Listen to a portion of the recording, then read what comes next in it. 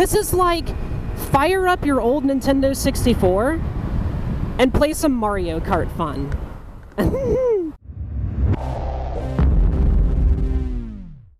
Hello Team Powersports fans, and welcome back to the Team Powersports Moto Vlog.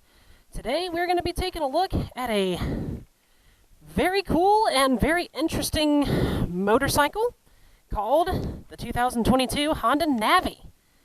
So it has actually been a little bit of a challenge getting my hands on one of these things because the first two waves that arrived at the store were pre-sold before they got here. So I haven't really, I've seen them and I've got to touch them and mess with them, but haven't had a chance to, get on it and wait for the loud motorcycles to leave so that I can do a nice on-road review on the Honda Navi.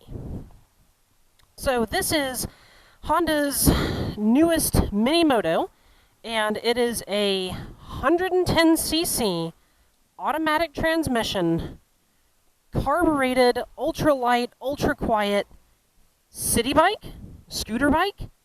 I'm not sure how to classify it. Maybe you can tell me, because here's the thing, is that 110cc motor is not positioned here in the traditional placement.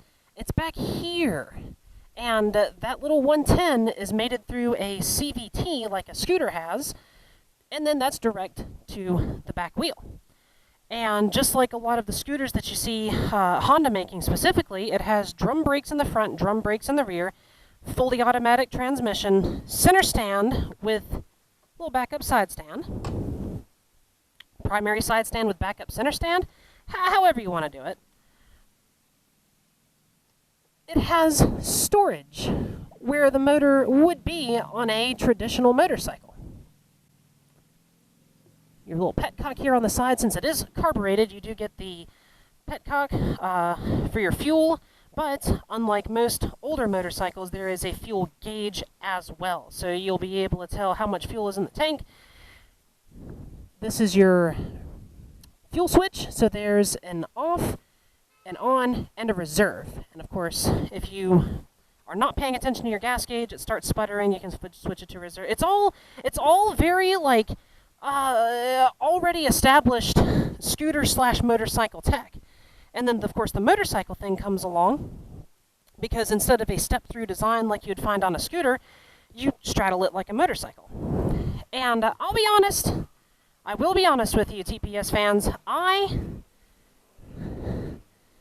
raised an eyebrow when this was coming out. I said, wow, neat, another kind of in the Honda Grom family. And then I furrowed my brow when I found out that it was a CVT, but then I raised my eyebrow again when I found out that it's $1,800 MSRP plus, tax tag, dealer cost and everything. And I was doing a little bit of research leading into this video, and somebody on the internet referred to this bike as a Honda Ruckus and a Honda Grom had a baby, and that's this. And then I realized, wow, I've been looking at it the wrong way this whole time. Because people still love the Ruckuses. Everybody's all about the Ruckus. You mod them and drive them around town, do all sorts of stuff with them. People love the Grom for the similar reasons. This is both. Automatic transmission, brakes like a motorcycle, and I would say brakes like a scooter, but this is like your parking brake way up here in the front that you gotta clasp in. It is not like something that can even be reached unless you really go for it. So that is just parking brake, so front brake, rear brake, kind of wild. So yeah, it's just a neat little entry-level city commuter, 110 miles per gallon run-around town bike. And I'm going to get on it, and I'm going to go ride it. And we're going to give it the ultimate test of roadworthiness, pulling out onto Highway 70 in Garner in rush hour traffic. Let's see what happens. So kind of the first thing that I initially notice, and let me just be quiet for a second, listen. This thing is super quiet. It does not make a whole lot of noise. I have it up on the center stand right now. We'll go ahead and... seats what, 30 inches, 31 inches, something like that. It's roughly similar in size and kind of feeling to the Grom. The foot pegs are a little more in front of you. Seat's a little longer. It's kind of a neat little comfy little bike. Let's take it once around the parking lot and kind of get a feel for it real quick. Okay. Yep.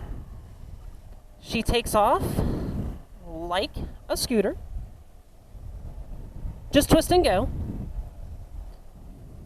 Very light, very agile, very nimble. It's honestly like I'm having a lot more fun with it just kind of zipping around in the parking lot than I was expecting. I used to have like a little CRF 50 pit bike, you know, lift kit, all sorts of crazy nonsense on there, and that's kind of what it reminds me of. Just let me, you know, something to hop on and zip around and goob around on. And that's enough goobing. Because I'm sure that y'all didn't come to this particular moto vlog to watch me goobing around. Yes, it pulls out into traffic just fine.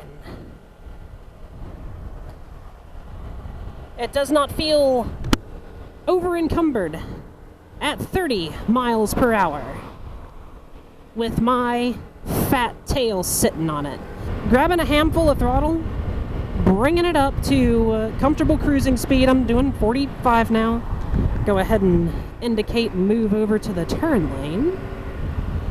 Honestly, like, I get on this thing, I start smiling as soon as I twist the throttle, and I'm still smiling. It's fun. This is good, clean, wholesome fun. This is like fire up your old Nintendo 64 and play some Mario Kart fun. I always forget, and then I always remember how much fun it is to ride a little slow bike at full throttle than to ride a big fast bike and just have to, you know, baby the accelerator. You don't want to break the law. Reaching for the clutch again. Always in gear. So this bike is neat. This bike is really neat. It's heckin' adorable.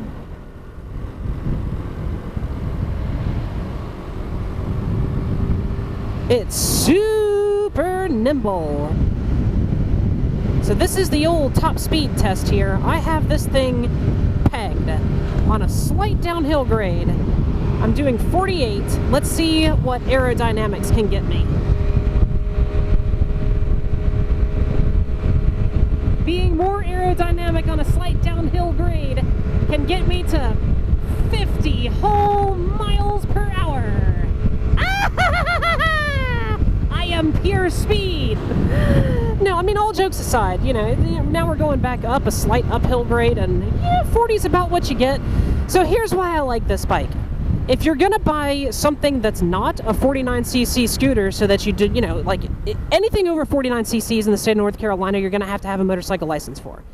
So you can get any number of like PCX 150s or ADV 150s, or Yamaha makes that Zuma 125? Yep, Zuma 125. There's any number of Kemco scooters that you can get. But if you want something that looks cool and does all of the motorcycle and things that you want a motorcycle to do, the Navi is the ticket. And yeah, there's going to be people who say, oh, well, I don't like that it has this, or I don't like that it doesn't do that, and blah, blah, my Grom has 250 horsepower because I blah, blah, blah. Great. If this does not excite you, then you have no joy in your life, and you don't need to ride an adorable, cute, inexpensive, fun little motorcycle like the Honda Navi. I'm about it. I mean, this thing is neat. You know, that was 5 miles. Like I said, I started smiling when I sat down on it. I continue to smile now. The only thing that does not bring me joy is, of course, the amount of traffic on Highway 70 and the sweltering August North Carolina heat. It's like 97 degrees out here, TPS fans. Honda Navi, this is cool. I like it. Fun and easy to ride, cute and adorable.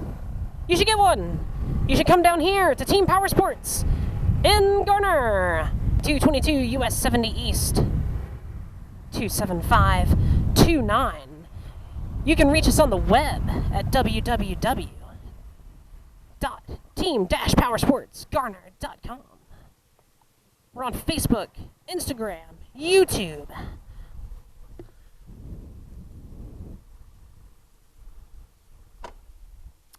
Kickstand kill switch. Neat. So there it is. Look at it. Look at it. Look at it. 2022 Honda Navi 110. Neat little thing. You're going to love it.